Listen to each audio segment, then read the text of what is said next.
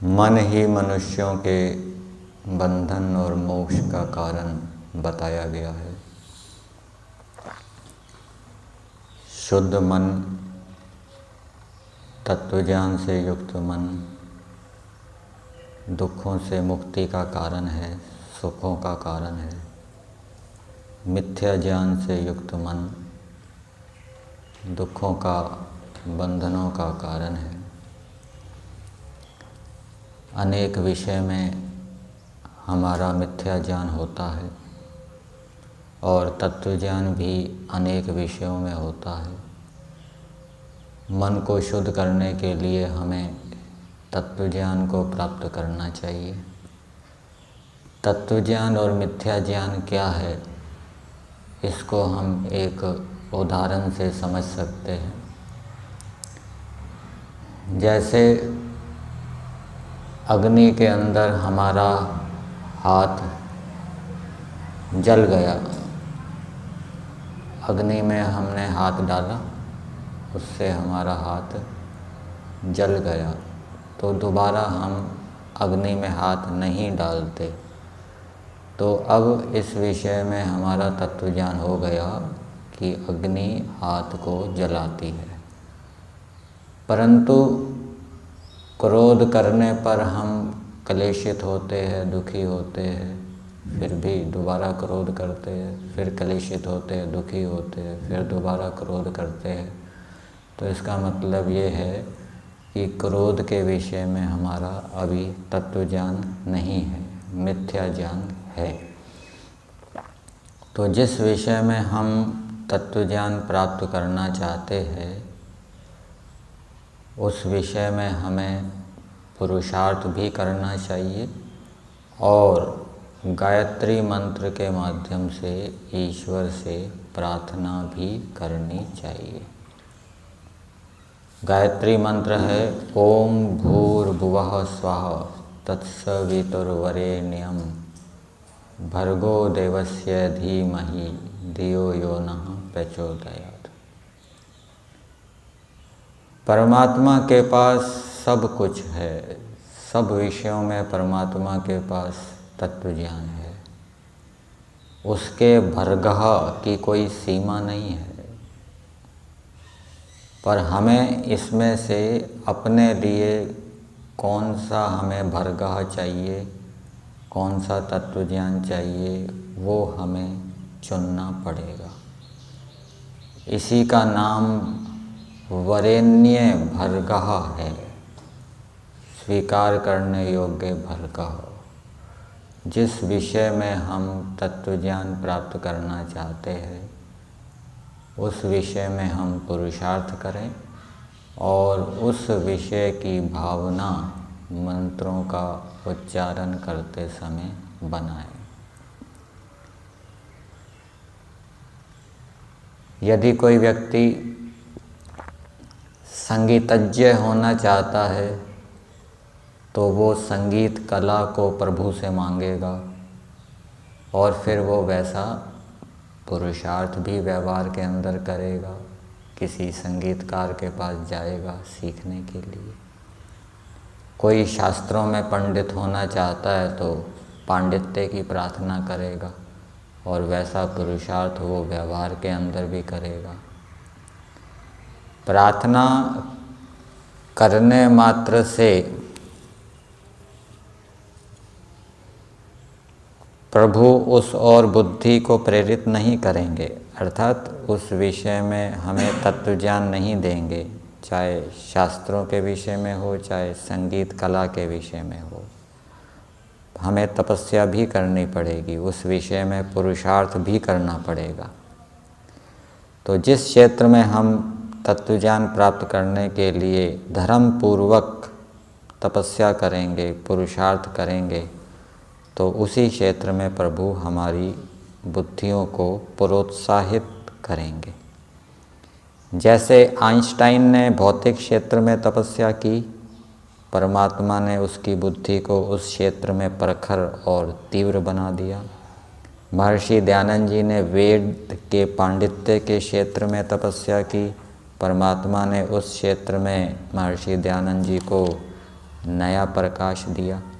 इसी प्रकार से जिस विषय में हम तत्वज्ञान प्राप्त करना चाहते हैं उस विषय में हम पुरुषार्थ भी करें प्रार्थना के साथ। जैसे उदाहरण के लिए शरीर के अंदर रोग हो जाते हैं, खांसी हो गया, जुकाम हो गया,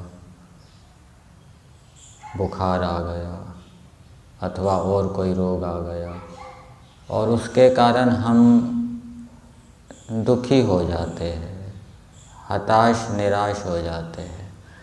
तो इसका मतलब ये है कि रोगों के विषय में हमें अभी तत्व ज्ञान नहीं है।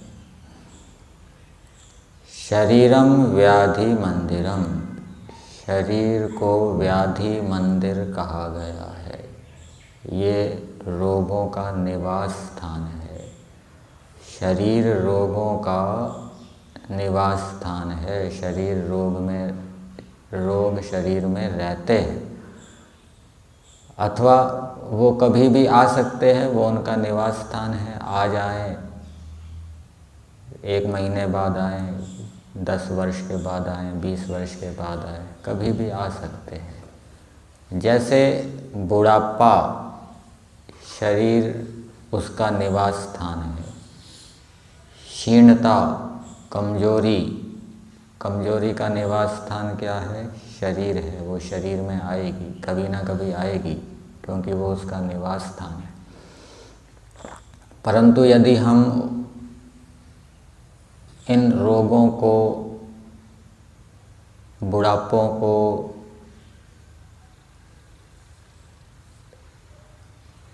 कि इनका निवास स्थान शरीर है ऐसा नहीं मानेंगे और ये शरीर हमारा रहने का घर है, इनका नहीं है ऐसा मानेंगे और फिर उनको हटाने का प्रयास करेंगे कि ये कहाँ से आ गए। और फिर जब वो हटेंगे नहीं, दोबारा आ जाएंगे तो दुखी होंगे। परंतु जब ये मान लेंगे कि ये तो इनका निवास स्थान है, ये शरीर रोगों का, बुढ़ापे का निवास स्थान है, जब ये बात समझ में आ जाएगी, इस विषय में तत्व ज्ञान होगा, तो फिर हम दुखी नहीं होंगे। जैसे मान लीजिए हम कहीं बाहर गए घूमने के लिए और घूमते घूमते ऐसे जगह चले गए जहाँ बहुत कांटे थे, तो वहाँ हम ये नहीं कहते कि ये कांटे कहाँ से आ गए, हम क्या कहते हैं कि हम कहाँ आ गए, ये हमारा जाने का स्थान नहीं है।